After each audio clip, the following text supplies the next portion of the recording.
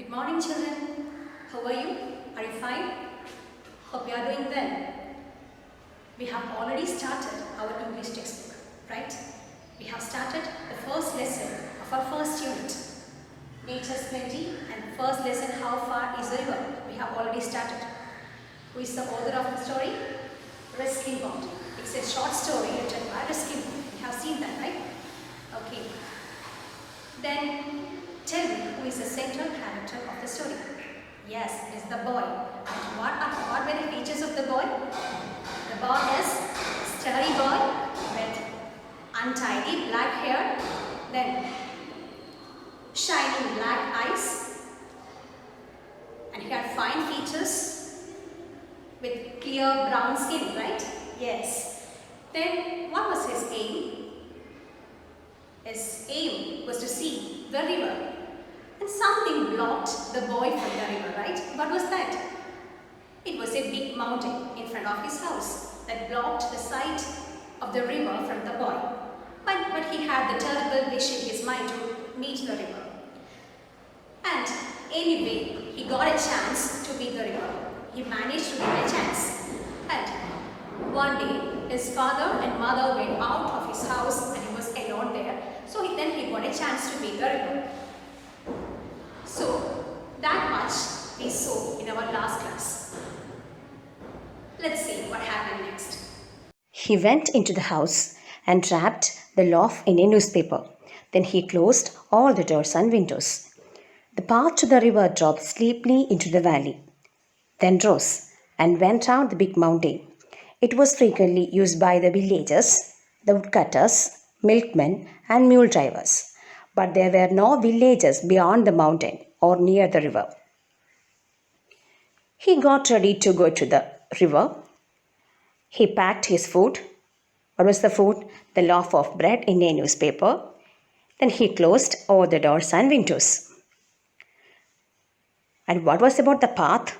The path to the river was not a straight one or a good one. First it dropped steeply into the valley, then it rose. It was not a path used by all. It was frequently used by villagers, milkmen, mule drivers. And after the mountain, there was no villages. Nobody was there. Nobody was there near to the river. The boy passed a woodcutter and asked him how far it was to the river. The woodcutter was a short but powerful man with a creased and withered face and muscles that stood out in hard, ugly lumps. 7 miles, he said, which was fairly accurate. Why do you want to know? I'm going to the river, said the boy. Alone? Of course. But it was too far. It will take you 3 hours to reach there, and then you have to come back. It will be getting dark. Besides, it's not an easy road. But I am a good walker, said the boy, though he had never walked further than the mile from his house to his school. So on his way, he met a woodcutter. And what he asked? He asked to the woodcutter how far it was to the river. And what about the physique of that woodcutter? He was a short man, but very powerful. And what about his face? He had a creased and withered face. What's the meaning of creased? Creased means a lot of marks were there. Marks were there on his face. And it was a dried, withered face. And his muscles stood out in hard lumps.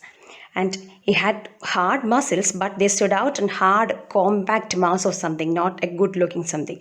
So he had hard muscles. And then the woodcutter was very familiar to the river. So he clearly gave the answer that it was 7 miles to the river. It was very accurate. His answer was almost correct. But the woodcutter had a doubt, as he was a very small boy. So he wanted to know why the boy wanted to know about the river. Then the boy replied that he wanted to go to the river. The woodcutter was surprised to hear from this small boy that he was going to the river and it is alone.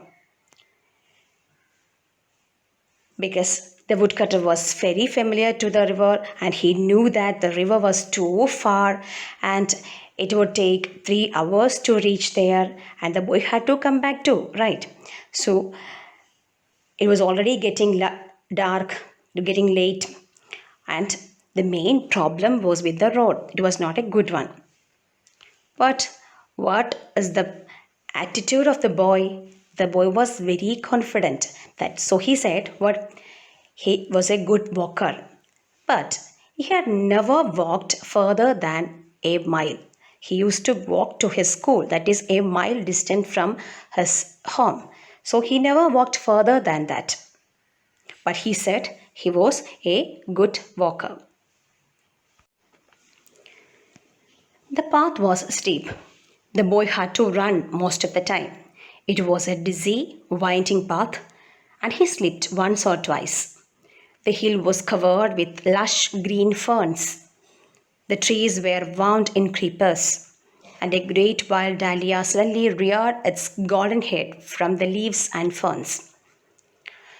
So what was it about the path? We already discussed that it was a steep one and the boy had to run almost all the time and it was a dizzy. Dizzy means spinning around, moving round the mountain, winding path. And he slipped once or twice. 1 or 2 times he slipped. And the whole hill was covered with lush green ferns. Fern is a flowerless plant. So whole hill was covered with that plant and all the trees were covered with creepers.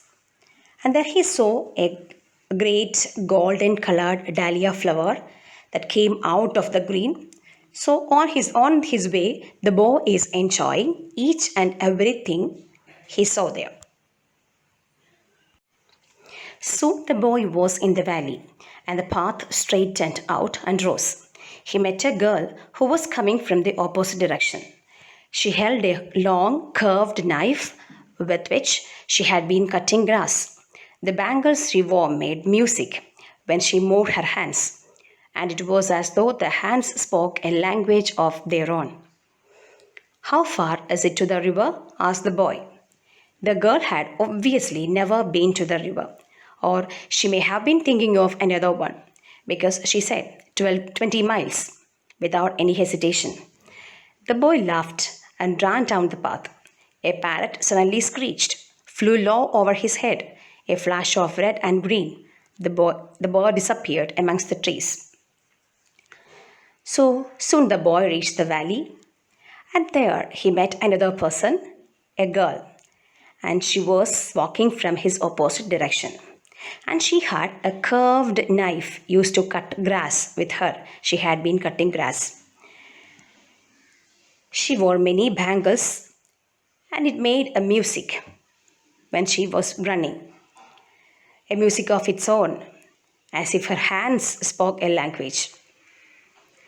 He asked the same question to the girl, how far the river was. But the girl was not familiar to the river, or she might have been thinking of some other thing. So she answered without any doubt, without any hesitation or doubt. She answered that 20 miles. So he already got an information that it is only 7 miles. Now he got an answer that is 20 miles. So the boy knew that the girl was not familiar with the river.